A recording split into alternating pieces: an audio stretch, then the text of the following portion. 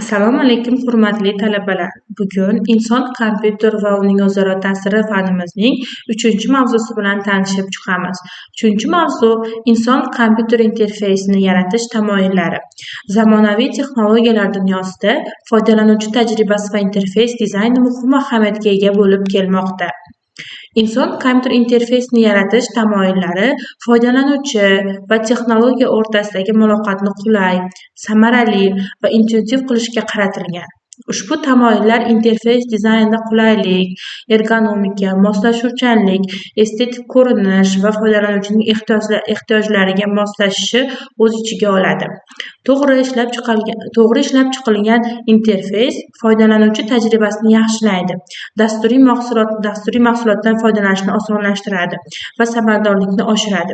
Shuningdek, zamonaviy interfeyslarni yaratishda foydalanish qonuniyatlari, universal dizayn, rang va tipografiya uyg'unligi, shuningdek, moslashuvchan qurilmalarga moslashish kabi omillar muhim ahamiyatga ega. Mazkur tamoyillar chuqur o'rganish, foydalanuvchiga yo'naltirilgan interfeyslarni loyihalash va amaliyotda joriy etish asosiy nazariy hamda amaliy ahamiyat kasb etib bormoqda. Interfeys dizayni o'zi nima? Yuqorida rasmda ko'rsatib o'tilganidek, interfeys dizaynda yoki o'tgan mavzularimizda aytib o'tganimizdek muhim ahamiyatga ega. Interfeys dizayniga ta'rif beradigan bo'lsak, inson va kompyuter o'rtasidagi aloqa ko'prigi bo'lib xizmat qiluvchi vizual va funksional elementlar majmui hisoblanadi. Interfeys dizaynining asosiy maqsadi foydalanuvchilarga texnologiyadan oson va samarali foydalanish imkonini yaratib berishdan iboratdir.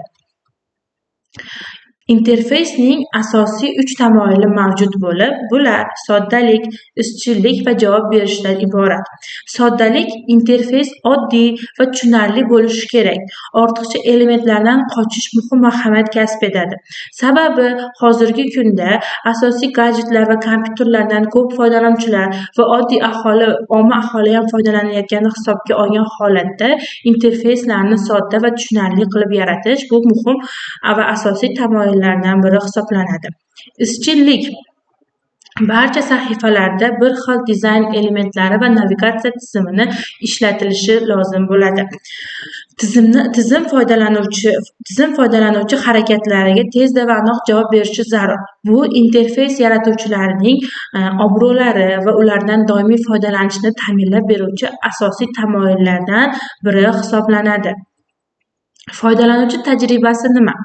Foydalanuvchi asosan tadqiqot o'tkazadi va loyihalashtiradi. Foydalanuvchilar ehtiyojlarini o'rganish va tahlil qilish jarayoni, intervyu va so'rovnomalar o'tkazib tadqiqotlar uyushtirish mumkin yoki foydalanuvchilarning xatti-harakatlarini tahlil qilib tadqiqotlar o'tkazish mumkin yoki aytaylik, raqobatchilar o'rtasida tadqiqot tahlillarini o'tkazib, foydalanuvchilar tajriba o'tkazishi mumkin bo'ladi. Loyihalash tadqiqot natijalariga asoslanib interfeys yaratish bosqichi, ya'ni wireframe yoki prototiplar, foydalanuvchi yo'llar xaritasi, interaktiv maketlarni loyihalashtirish mumkin bo'ladi. Vizual dizayn elementlari.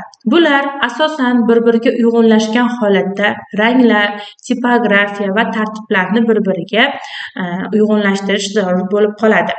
Misol uchun, ranglarga to'xtalib o'tadigan bo'lsak, to'g'ri rang sxemasi brend identifikatsiyasini mustahkamlaydi va foydalanuvchi his-tuyg'ularga ta'sir qiladi.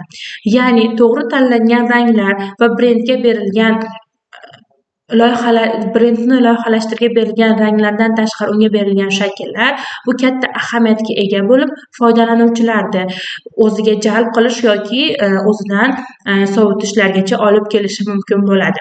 Tipografiya o'qilishi oson, shifrlarni tanlash va matn iyerarxiyasini to'g'ri tashkil etish muhim. Tartib elementlarning mantiqiy joylashuvi va muvozanatini kompozitsiyasini yaratish zarur. Ya'ni bir-biriga bog'liq bo'lmagan elementlarni bir joyga joylashuvi bu interfeysni dizaynini buzib qo'yishi mumkin bo'ladi. Navigatsiya tamoyillari. Asosan navigatsiya tamoyili 3 turga bo'linadi. Ya'ni aniqlik, qidirish va yo'l ko'rsatishga. Aniqlik bu har bir tugma va havola nima uchun ishlatishni aniq ko'rsatishi kerak bo'ladi. Bu foydalanuvchilarni har birini ya'ni foydalanuvchi bilan texnika, gadjetlar yoki kompyuterlar o'rtasidagi bir-birini tushunmovchiliklarni oldini olib, doimiy ravishda bir-biridan foydalanishni uzoq muddatga cho'zishi mumkin bo'ladi. Qidirish foydalanuvchilar kerakli ma'lumotlarni tez topish uchun samarali qidiruv tizimlari mavjud bo'ladi. Misol uchun Windows 7, 6 va boshqa eski versiyalarida biz birorta faylni yoki dasturni qidirmoqchi bo'lsak, albatta o'sha lupani belgisiga yozgan holatda biz elementlar uni nomini yoki birorta belgisini yozib o'tishimiz kerak bo'lardi. Lekin hozirgi kunda interfeyslar rivojlangandan kelib chiqib, puskga oddiy tartibda puskni bosgan holatda klaviaturadan biz qidirmoqchi bo'lgan fayl yoki dasturlarni nomini yozib ketsak, o'zi avtomatik ravishda qidirishga olib keladi.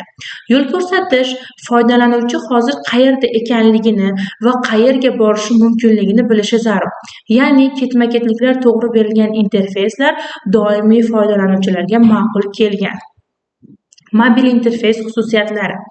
Mobil interfeys xususiyatlari asosan responsive dizayn, sensorli boshqaruv va tezliklarga asoslangan bo'lishi zarur. Sensorli boshqaruv bu barmoq harakatlari uchun mo'ljallangan tugmalar va elementlar o'lchamidir.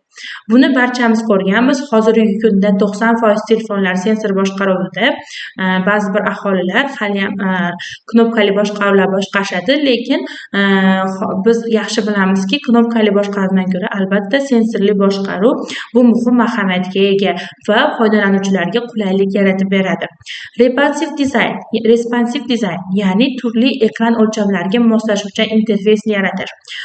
Biz ko'ramizki, o'zimizga moslangan holatda telefonda mavzularni, ya'ni temalarni o'zimizga moslab o'zgartirishimiz, ekrandagi o'lchamlar yoki tartiblarni o'zgartirishimiz mumkin.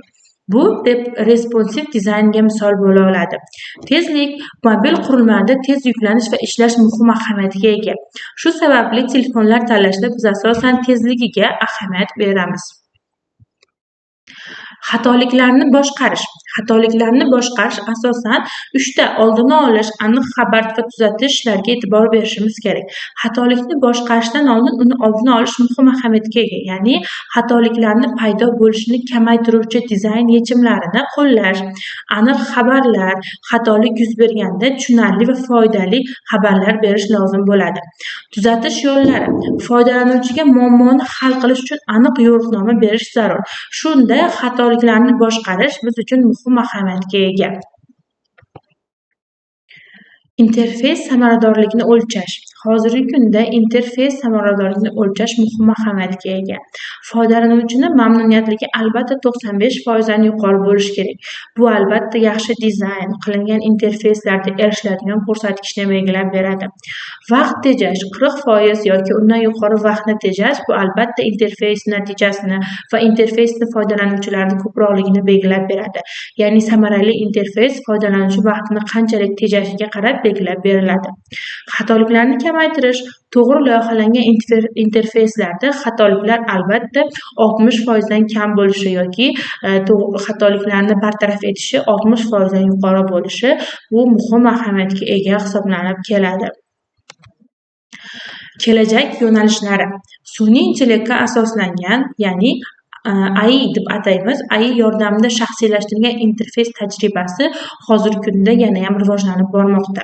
Ya'ni insonlar o'zi xohlagan interfeyslarni yaratib, o'ziga qulay bo'lgan interfeyslarni yaratib olish bu muhim ahamiyatga ega bo'lib kelmoqda. Yoki imo-ishora orqali boshqaruv. Ya'ni qo'l harakatlari orqali interfeysni boshqarish hozirgi kunda muhim ahamiyatga ega. Aytishimiz mumkin, hozirgi kunda nogironligi bo'lgan shaxslar ham texnologiyalardan juda ham mukammal ravishda foydalanib kelmoqda va ularni o'zlarining ehtiyojlaridan kelib chiqqan holatda o'zlariga maxsus interfeyslar yaratib berishimiz mumkin yoki o'zlariga maxsus qurilmalar yaratish mumkin. Shu jarayonda imo-ishora orqali imkoniyati cheklangan foydalanuvchilarga imo-ishora orqali boshqaruvni belgilab beradigan interfeyslarni boshqarish bu kelajakda muhim ahamiyatga ega hisoblanib boradi. Ovozli boshqaruv. Ovozli boshqaruv hozirgi kunda ovoz buyruqlari orqali interfeyslarga buyruq berib, ularni amallarini bajarish va ulardan natija olish judayam ommalashib bormoqda. Ya'ni hozirgi kunda inson boshqa vazifani bajarish davomida ham o'z texnik kompyuterlarini, telefon yoki gadjetlarni ovoz orqali boshqarish judayam qulay, vaqtni tejashga va yanayam ishimizni samaradorligini yoki xavfsizlikni ta'minlab berishda muhim ahamiyatga ega bo'ladi. Virtual reallik, ya'ni immersiv interfeys tajribasi yuqori bo'lishi zarur.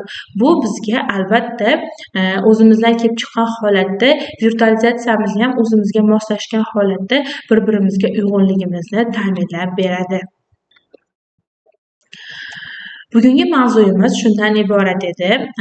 Yana qo'shimcha ma'lumotlarni olish uchun albatta adabiyotlar ro'yxati keltirib o'tdik. Ushbu adabiyotlardan yoki internet tarmoqlaridan qo'shimcha ma'lumotlarni olib, o'zlaringga yanada bilimlaringni oshirib olishlaring mumkin bo'ladi. E'tiborlaring uchun rahmat. Keyingi darsda ko'rishguncha.